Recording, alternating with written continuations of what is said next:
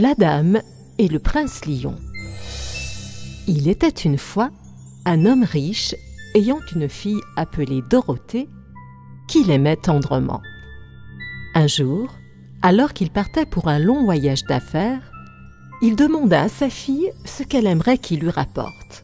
« Cher père, je voudrais un beau rossignol qui chante. » « Très bien, ma fille. » Il fit ses adieux à sa fille et partit avec son serviteur. Après avoir terminé ses affaires, l'homme riche chercha partout un rossignol chantant. Mais en vain. Il n'y avait tout simplement aucun rossignol à trouver. Mais sa recherche l'amena dans une forêt. Il continua jusqu'à ce qu'il trouve un magnifique château avec un grand arbre à ses côtés. Et là, sur cet arbre, était assis un beau rossignol qui chantait mélodieusement. Alors, le riche homme dit à son serviteur « Va jusqu'à cet arbre et prends ce rossignol. » Mais au moment où le serviteur allait s'approcher de l'arbre, un lion bondit de derrière l'arbre et rugit. « Qui ose me voler mon rossignol? Je vais te manger, voleur! Je m'excuse, je ne savais pas que l'oiseau était à vous.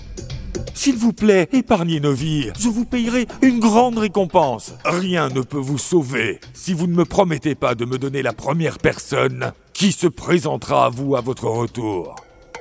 Si vous acceptez, j'épargnerai votre vie et vous donnerai l'oiseau. Mais, et si c'était ma Dorothée? Ne vous inquiétez pas, votre fille n'est généralement pas la première à vous rencontrer. » L'homme riche accepta la demande du lion. Mais lorsque l'homme riche arriva chez lui, Dorothée courut vers lui et le serra très fort dans ses bras. Après avoir vu qu'il avait amené le rossignol, elle fut remplie de joie. L'homme riche ne pouvait pas se réjouir et commença à pleurer. « Ma chère Dorothée, cela m'a coûté, car j'ai dû faire la promesse au prince Lion que je lui enverrai la première personne qui me rejoindra à la maison. » L'homme riche expliqua tout ce qui s'était passé. « Oh père, une promesse est une promesse. Je dois partir. »« Non, il va te tuer. »« Non, pas même un lion ne peut changer mon destin, père. » Le jour suivant, Dorothée partit pour la forêt. Mais ce qu'elle ne savait pas, c'est que le lion était un prince enchanté. Le jour, il était un lion puissant, comme tous ses disciples. Et la nuit, ils reprenaient tous forme humaine. Lorsque Dorothée atteignit la forêt, elle fut emmenée au château sur un chariot doré, conduit par des lions. « Bienvenue, ma belle reine. Je vois que votre père a respecté sa parole. C'est surprenant. Je serais honoré de vous avoir comme épouse. »« Je suis très flattée, mais je ne peux pas t'épouser parce que tu es un lion. » À ce moment-là, un rayon de lune passa par la fenêtre et le prince lion se transforma comme par magie, laissant un beau prince devant elle. « Je suis un prince et nous avons été liés par un enchantement qui fait de nous des lions le jour. » Dorothée sourit, car elle était heureuse. Et, avec le temps, elle commença à aimer le prince. Plus tard, leur mariage fut célébré.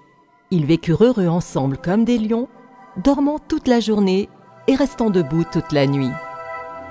Un jour, le prince lion s'approcha d'elle et lui dit « Il y a une fête chez ton père demain. Si tu le souhaites, les lions peuvent t'y accompagner. »« Ce serait si beau!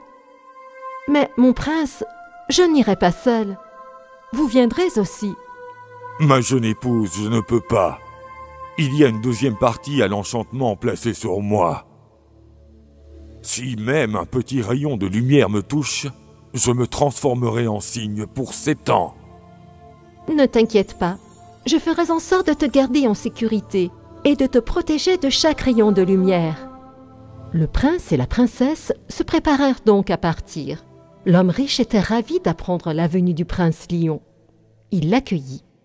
La princesse fit construire une grande salle aux murs si épais qu'aucun rayon de lumière ne pouvait les traverser. C'est là que le lion devait se reposer lorsque les torches et les bougies étaient allumées. Mais la princesse ne s'était pas rendue compte que la grande salle avait été construite avec du bois frais et que celui-ci, en séchant, s'était fendu, provoquant une fissure si petite qu'elle n'avait pas été remarquée jusqu'à ce qu'il soit trop tard. Alors que le cortège de personnes portant des torches et des lumières revenait de la fête, un petit rayon de lumière tomba sur le prince lion. Et à cet instant, le prince lion se transforma en cygne. Quand Dorothée revint, elle ne vit rien d'autre qu'un cygne blanc assis là. Pour les 7 prochaines années, je serai un cygne et je devrai voler. Mais il y a de l'espoir.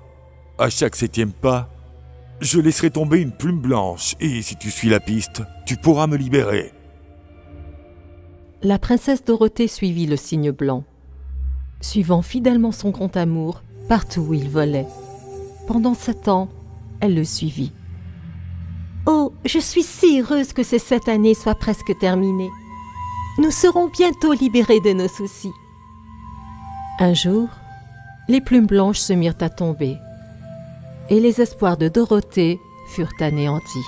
La princesse Dorothée grimpa sur un arbre et tandis que le vent soufflait, elle demanda « Tu souffles parmi les arbres et toutes les feuilles.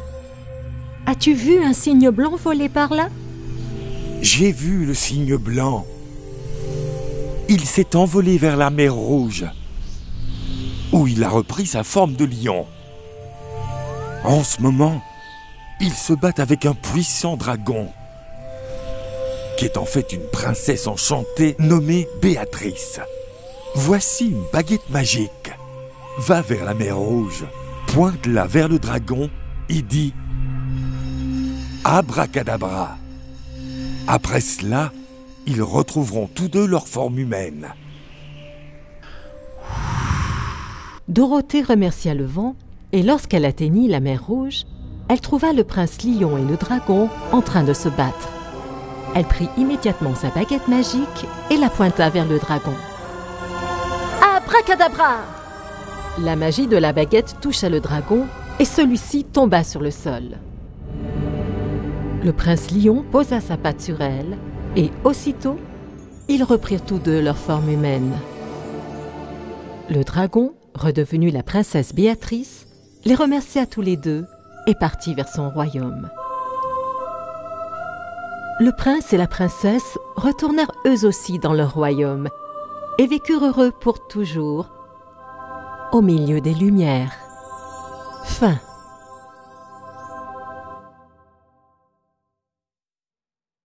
Si vous avez aimé cette histoire, n'hésitez pas à vous abonner à notre chaîne et à cliquer sur l'icône de la cloche pour les prochaines éditions. Surtout, n'oubliez pas de commenter.